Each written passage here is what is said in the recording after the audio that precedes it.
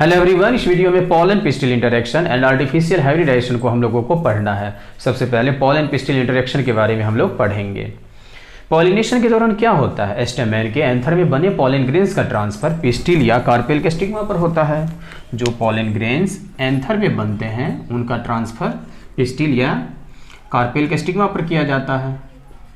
इसी प्रोसेस को पॉलिनेशन कहते हैं। और अब क्या होगा कि पॉलन ग्रेन के सरफेस पर कुछ मॉलिक्यूल्स होते हैं, स्टिग्मा के सरफेस पर भी कुछ मॉलिक्यूल्स होते हैं। पॉलन ग्रेन और स्टिग्मा के सरफेस मॉलिक्यूल्स के बीच एक रिएक्शन होता है, एक इंटरेक्शन होता है, और उसी रिएक्शन को बोलते हैं कॉम्पैटिबिलिटी इनकॉम्पैटिबिलिटी रिएक्शन। इसी रिएक्शन के बाद यह डिसाइड हो पाता है या डिसाइड किया जाता है कि जो पॉलन ग्रेन स्टिग्मा पर आए हैं वह राइट टाइप के पॉलन ग्रेन है, कॉम्पैटिबल पॉलन ग्रेन है, और रॉन्ग टाइप या इनकॉम्पैटिबल टाइप के पॉलन ग्रेन है। रॉन्ग टाइप के पॉलन ग्रेन है, इसका क्या मीनिंग है? इसका यह मीनिंग है कि वह पॉलन ग्रेन किसी डिफरेंट स्पीसीज से आया है, किसी अलग स्पीसीज से आया है। हालांकि सेल्फ स्टेरिलिटी या सेल्फ इनकॉम्पैटिबिलिटी के केस में भी जो पॉलन ग्रेन होंगे वह एक ही स्पीसीज के रहने के बावजूद उस पॉलन ग्रेन को रॉन्ग टाइप या इनकॉम्पैटिबल टाइप के पॉलन ग्रेन बोलेंगे।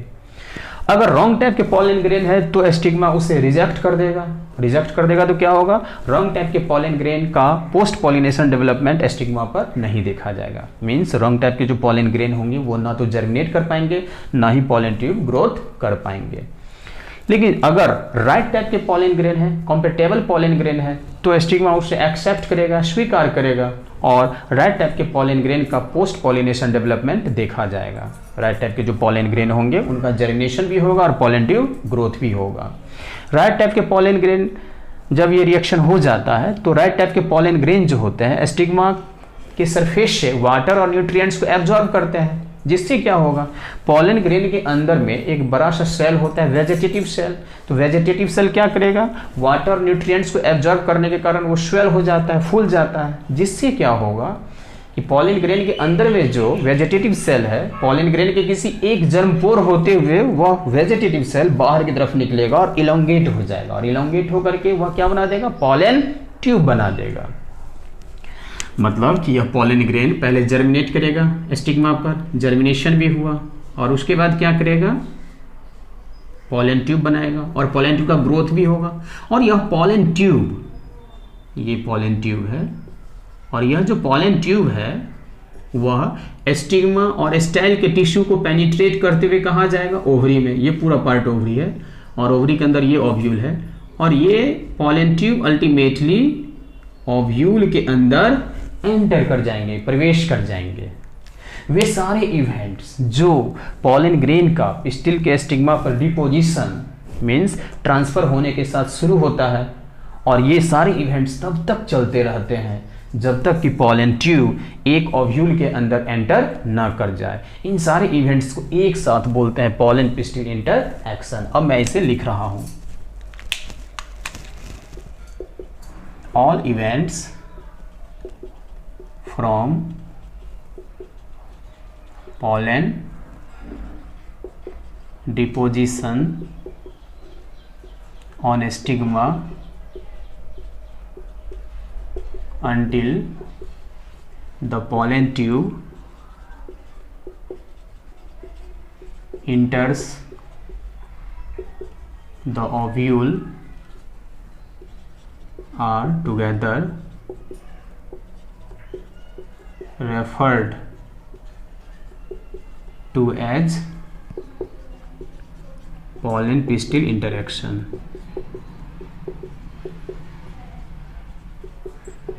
और अब हमें समझना है आर्टिफिशियल हाइब्रिडाइजेशन। आर्टिफिशियल हाइब्रिडाइजेशन,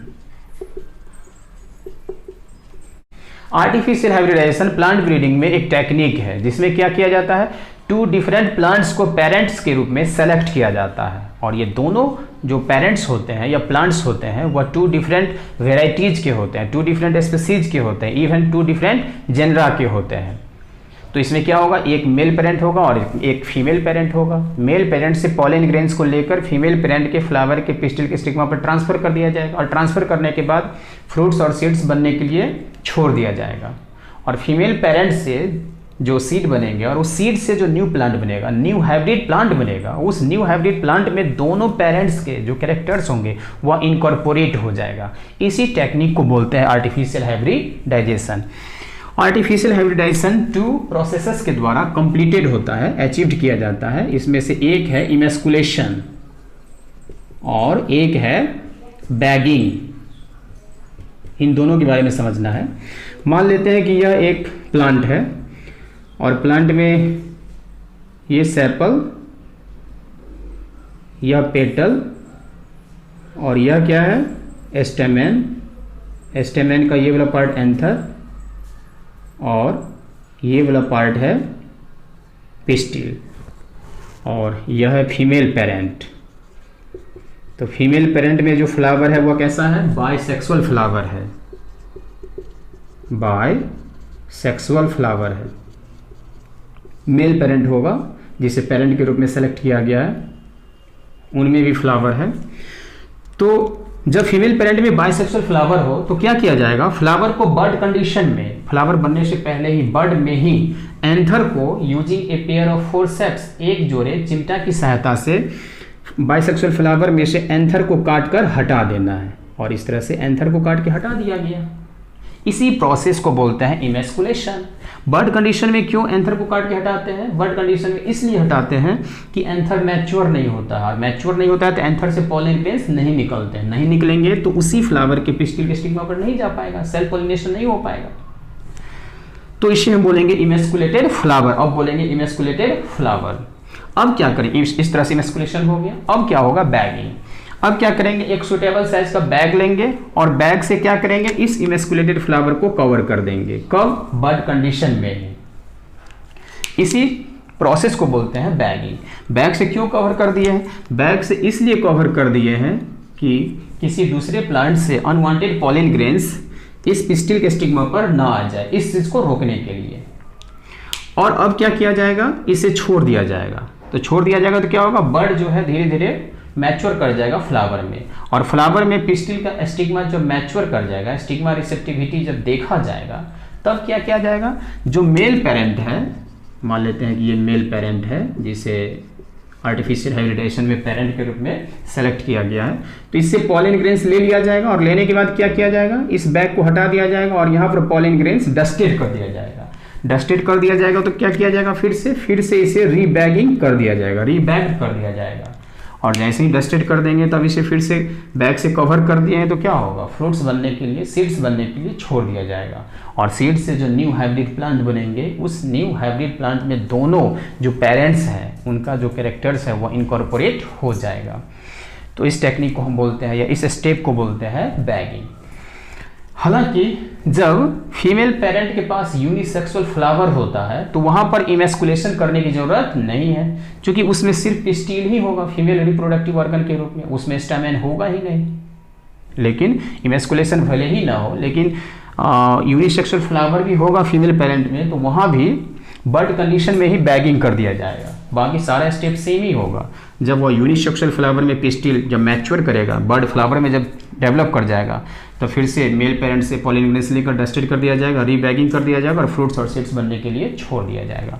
इसी टेक्निक को बोलते हैं आर्टिफिशियल हाइब्रिडाइजेशन। अब मैं इसे इरेज करके लिख रहा हूँ, आप लोग इसे लिख लें।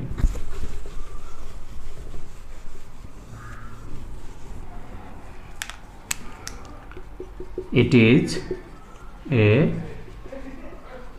technique where characters of two parents from two different varieties,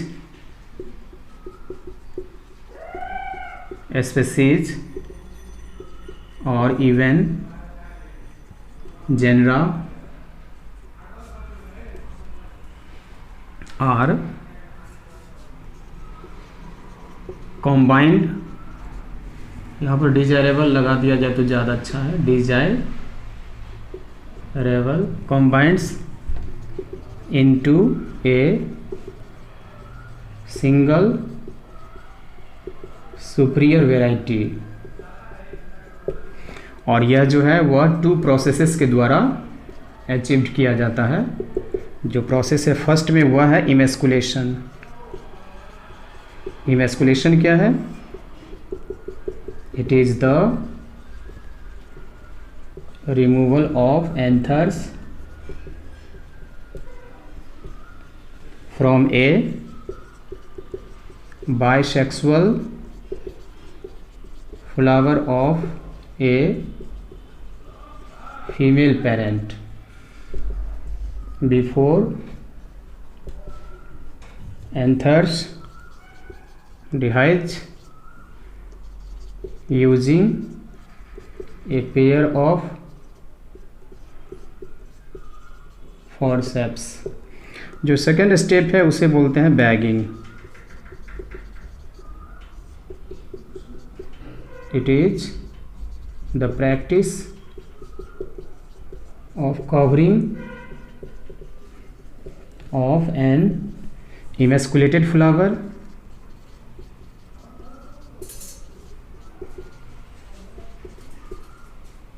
with a bag of suitable size,